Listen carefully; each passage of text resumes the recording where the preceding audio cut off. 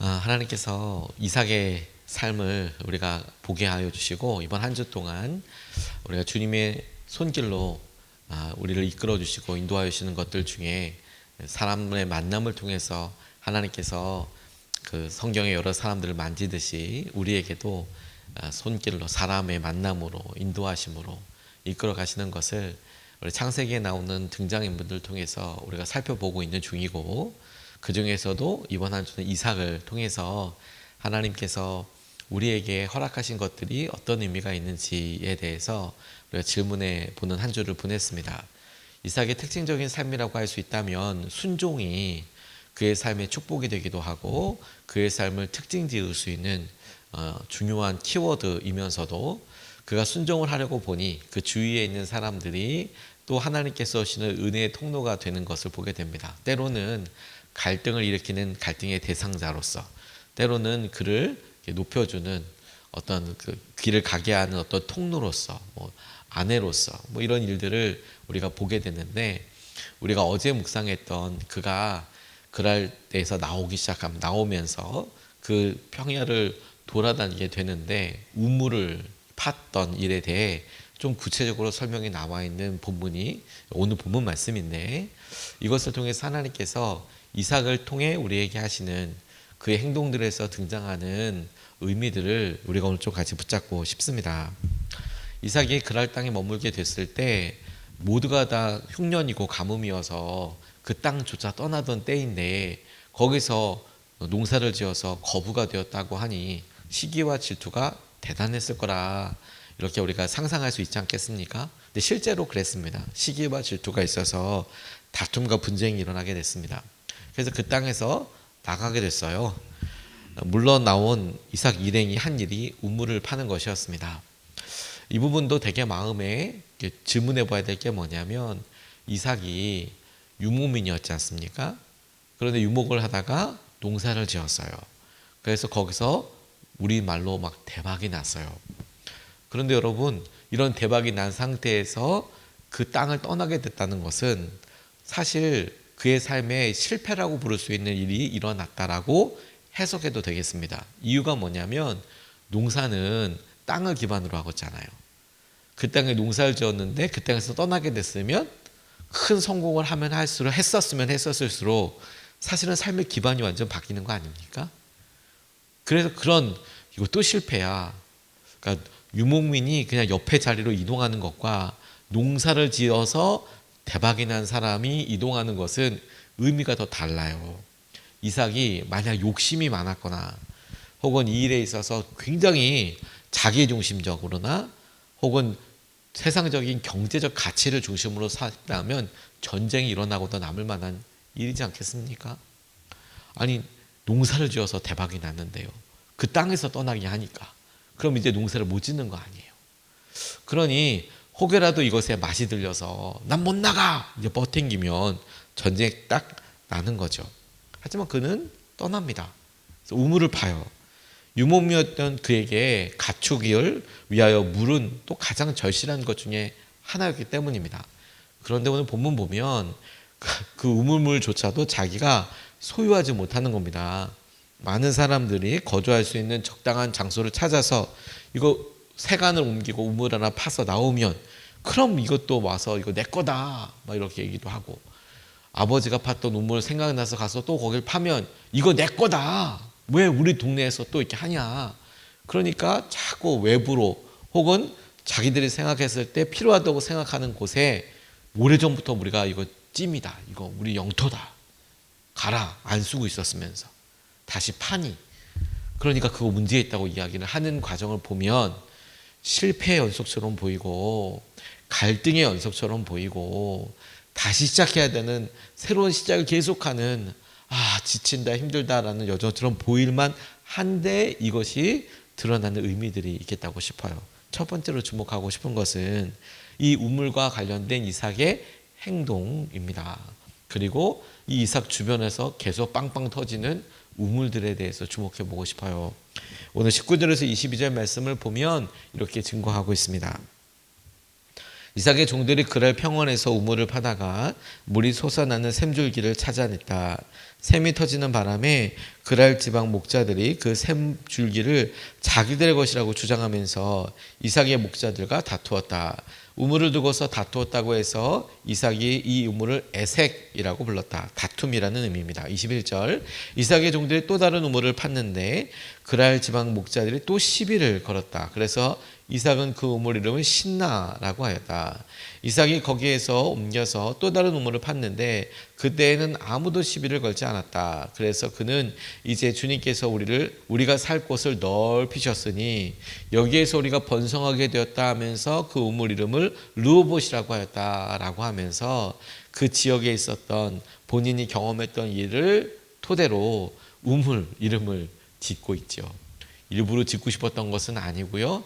우물을 파고 싶었던 것도 아니고요. 그곳에 있지 못하게 되니까 이동해서 팠는데 그곳에 그런 일이 생기니 그곳을 에색이라고도 짓고 또 신나라고도 짓고 또 르호봇이라고도 지었다라는 그런 의미가 되겠습니다. 가는 곳마다 우물을 팠습니다. 참 놀라운 일이죠. 그의 마음으로 생각해보면 우리가 그냥 막연하게 짐작해보면 이동하면 처음부터 다시거든요. 우물을 파면 그가 자기의 가산과 함께 있었던 사람들을 생각해 보면 우물은 굉장히 시급한 중요한 문제였기 때문에 팠었을 거다라고 싶지만 그 파는 행동과 이게 언제 어떻게 나올지 전혀 예측이 잘 안 되잖아요. 그래서 아버지가 팠던 데를 다시 파기도 하고 나올지 안 되는지 확신도 하지 못하는 상황에 느껴지는 마음은 또다시 이제 이게 좀 안정이 될 만한데 여기도 다툼이 있고 막 이런 생각들을 하게 될 거예요. 그리고 심지어 자기 거라고 막 자기 소유라고 막 이렇게 우기는 사람들도 나오기 시작했어요. 지금이야 현대 장비로 한다고 하지만 그때 당시에는 그러지 않지 않았습니까? 자신의 소유라고 주장하는 그날 목자들에 대해서 양보하고 거기를 떠납니다. 그리고 그곳 이름을 다툼이 있다고 해서 에색이라고 하고 신나라고 하고 다툼이 없었다고 해서 르호봇이라고 이렇게 이야기합니다. 그런데 여러분 우리가 중요한 것 몇 가지를 보게 돼요.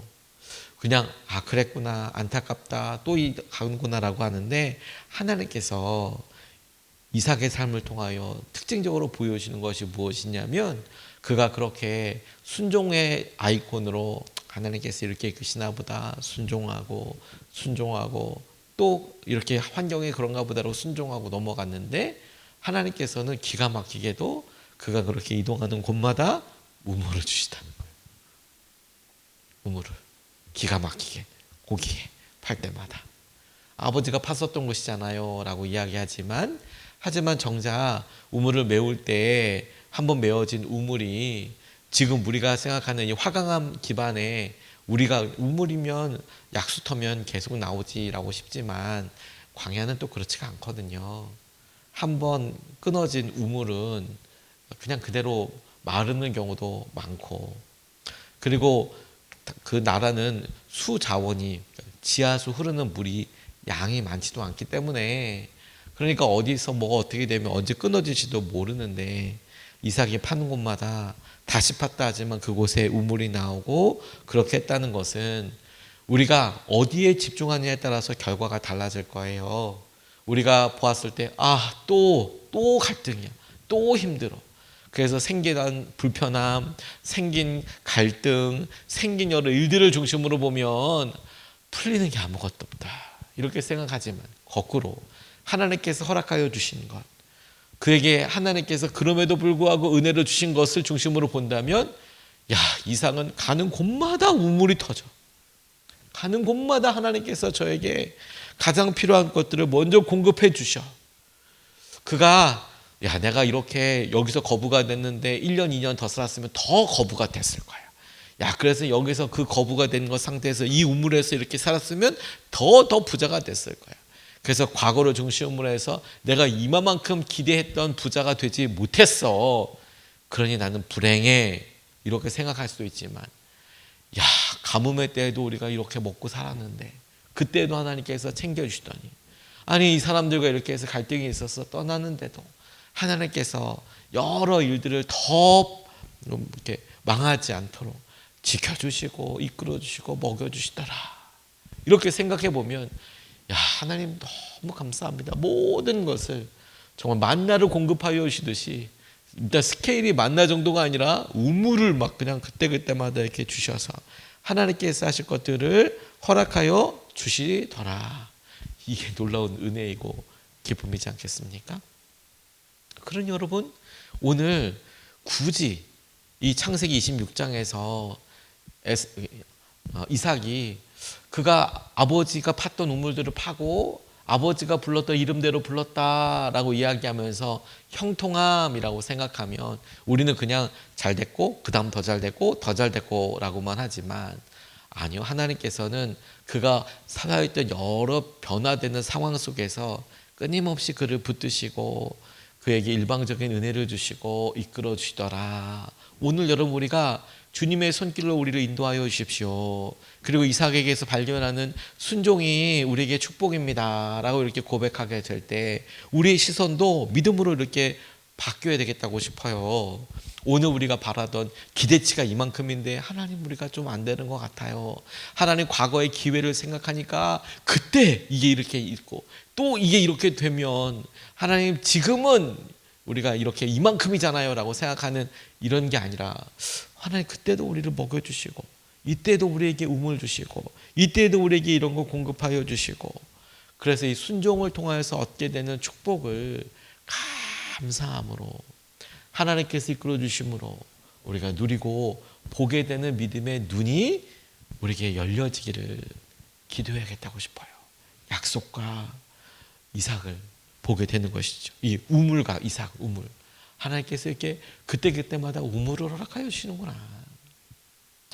두 번째 주목하고 싶은 것은 이 우물을 통해서 드러나게 되는 결론 부분에 아브라함 아버지가 경험했던 것처럼 다시 그랄 땅에 있는 이 아비멜렉과 약속을 하게 되는 겁니다. 약속과 이삭을 보게 돼요. 오늘 24절에서부터 26절 그리고 28절 29절 말씀을 보면 이렇게 나와 있습니다. 그날 밤에 주님께서 그에게 나타나셔서 말씀하셨다. 나는 너의 아버지 아브라함을 보살펴준 하나님이다. 내가 너와 함께 있으니 두려워하지 말아라. 내가 나의 종 아브라함을 보아서 너에게 복을 주고 너의 자손의 수를 불어나게 하겠다. 이삭이 그곳에 제단을 쌓고 주님의 이름을 부르며 예배하였다. 그가 거기에 장막을 치고 그의 종들은 거기에서도 우물을 팠다. 아비멜렉의 친구 아웃삿과 군사령관 비고를 데리고 그랄에서 이삭에게로 왔다. 28절 그들이 대답하였다. 우리는 주님께서 당신과 함께 계심을 똑똑히 보았습니다. 그래서 우리는 우리와 당신 사이에 평화 조약을 맺어야겠다고 생각합니다. 이제 우리와 당신 사이에 언약을 맺읍시다. 29절 당신은 분명히 주님께 복을 받은 사람입니다. 이렇게 대화와 약속을 보게 됩니다. 다툼이 있어서 자리를 옮길 때마다 당장 느껴지는 기분은 뭡니까? 갈등 때문에 혹은 포기해야 되는 것들 때문에 느껴지는 건 뭡니까? 실패. 다시 시작하는 거. 의외로 이렇게 다시 시작하는 거 쉽지 않죠, 여러분. 그렇지 않습니까? 어려운 일이었을 거라고 생각이 들어요. 그런데 묵묵히 거주지를 옮겨요. 거주할 장소를 옮겨서 다시 시작했을 뿐인데, 그래서 우리가 이렇게 보기에 이삭, 여기 또 시작, 다시 처음부터 시작, 실패네 이렇게 생각할 법한데 이삭은 그렇게 생각 안 했다고 했잖아요. 갈 때마다 우물 생기더라. 근데 중요한, 하나님께서 이와 같은 것에 중요한 시선 하나로 우리에게 확인시켜 주시는데 뭐냐면, 그렇게 다시 시작하고 다시 시작하는 이삭을 객관적으로 바라보는 아비멜렉과 그와 함께했던 아웃삿 비골, 군사령관이었던 비골이 보았을 때 이삭은 어떻게 보였느냐 하는 거예요. 하나님의 축복을 받고 있는 걸로 그렇게 보였다는 것 아닙니까? 그래서 그들이 찾아와서 언약을 맺자라고, 약속을 맺자고, 계약을 하자고 이야기하고 있는 건 아니에요.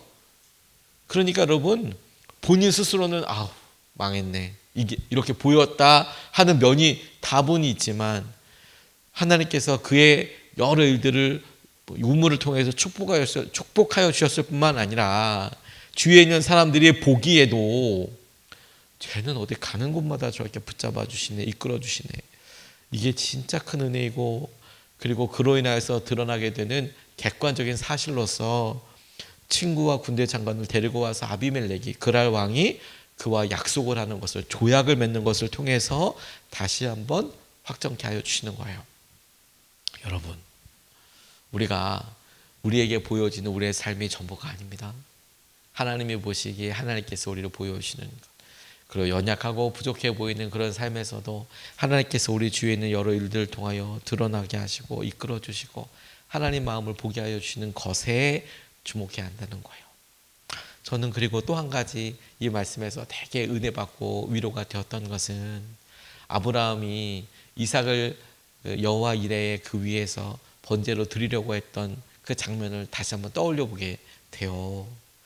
여러분, 그곳엔 분명히 아브라함의 믿음이 드러나기도 하지만 이삭의 순종도 드러나는 그런 아주 참 슬프면서도 기쁨이고 기가 막힌 은혜의 장소이자 믿음의 장소이지 않습니까? 하나님께서 급히 아브라함을 말려요. 저는 그걸 이렇게 가만히 보면서 저희 아버지였던 저희 아버지 목사님이었던 저희 아버지 생각하면서, 목회는 아버지가 하셨는데 나는 목사의 아들로서, 지금이야 제가 목사이지만 목사의 아들로서 당시에 제가 겪고 있었던 여러 일들과 그런 불편함이 참 불만이었거든요. 아무것도 모를 때는. 그런데 그런 여러 일들 생각하면서 그런 불완전한 제 시선으로 당시에 질문처럼 보였던 게 뭐냐면, 아브라함 그래 순종이야, 사랑하는 아들 드렸으니까. 하지만 이삭도 그렇게 순종하는 거 보통 아니었을 텐데 하나님께서 누구에게 말씀하시는지 아십니까? 아브라함에게만 말씀하세요. 그 말씀 어딜 봐도 하나님께서, 이삭이 거기에서 순종해서 죽을 뻔하잖아요. 그런데 나타나셔서, 이삭아, 그래 너도 참 대단해. 너도 주님의 은혜대로 너 이렇게 한 걸 내가 기억해서 내가 너 축복해 줄 거야 라고 하나님께서 단 한 말씀만 하셨어도 그 부분이 이삭의 입장에서는 참 큰 축복의 장소인데, 아브라함과 이삭이 이렇게 같이 등장하면서 나가는 그 부분에 하나님은 아브라함의 믿음에 대해서는 축복하시는데 이삭의 행동에 대해서는 아무런 언급이 없으세요. 제가 당시에 목사의 아들로서 생각했을 때, 하나님 이삭도 뭐라 말씀하셔야 되는 거 아니에요? 이삭도 자기 생명 드는 건데 중요한 거 아닙니까? 라고 그렇게만 생각했었거든요. 아주 좁게. 근데 제가 이 본문 말씀을, 26장 말씀을 계속해서 이렇게 깊이 묵상하고 질문했던 이유가 뭐냐면, 하나님께서 이삭에게 직접 말씀하시는 장면이기 때문에 그래요. 하나님께서 내가 네 조상, 너 아버지 아브라함에게 했던 것을 너한테 이루마. 하나님께서 너 아버지한테 했던 것대로 내가 너한테 할 테니 너 이곳에서 머물러라. 그렇게 하나님께서 그에게 말씀하셨잖아요. 근데 26장 말미에 하나님께서 그에게 다시 나타나셔서, 내가 아브라함 보살펴 준 것처럼 너와 함께 있으니 너 두려워하지 마. 내가 너의 자손을 술을 불어나게 할 거야.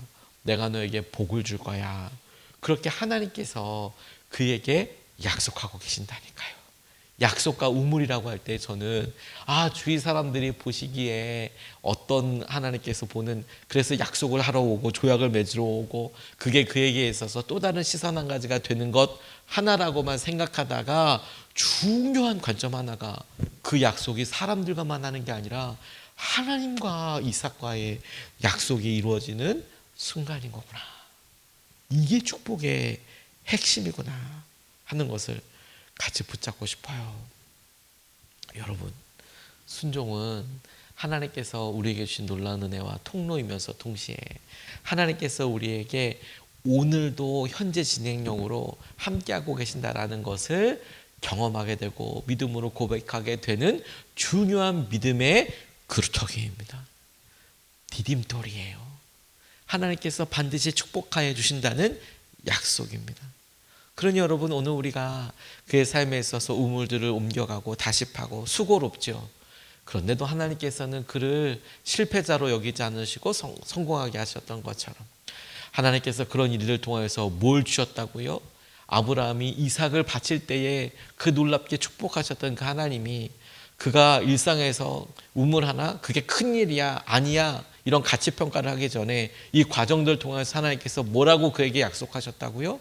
내가 너의 그 행동을 기억하고 내가 너에게 복 줄 거야. 아버지를 기억할 뿐만 아니라 너에게 축복할 거야. 그 하나님이 우리의 삶에서 약속의 분명한 주체가 되셔서 우리를 붙들어 주시고 우리를 지금의 삶에서 더 놀라운 하나님과 동행하는 길로 붙드시고 인도해 주시기를 우리가 믿으며 그 은혜 한가운데 머물게 되는 저와 여러분 되시기를 주님의 이름으로 축복합니다.